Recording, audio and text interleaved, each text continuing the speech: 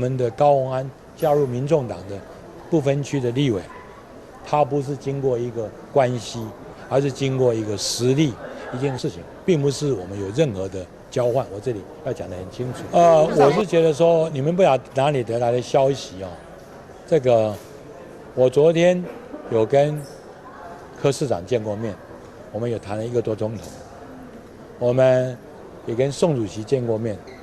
我们也谈了1个多钟头。我就是觉得说今天呢，这个我们这个高虹安是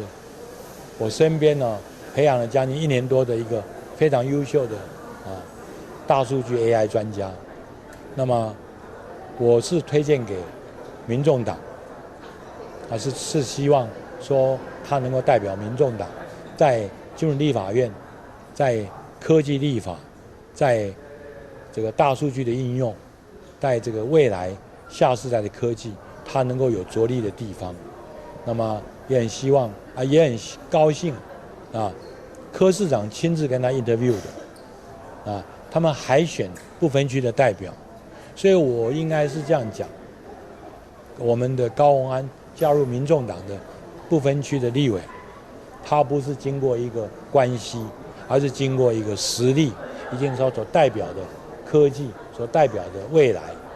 所代表的年轻女性女力的实现。所以柯市长是一个非常直白的人，跟他没有人情好讲，你行就行，不行再给你刷掉。所以我昨天问了柯市长，高虹安不行，那么我现在公司还有很多的生意要叫他做。他说不是，高虹安很好，被他 interview 成功，所以他们推荐他第3名。所以我必须要讲，没有任何的交易我讲我自己训练出来的，我把它放出去，我觉得很舍不得。但是柯市长非常推荐最近高虹安也写了本书，也请柯市长要把它写序。所以讲他加入对民众党应该是一个未来是一个对民众党是一个应该讲有帮助的一个事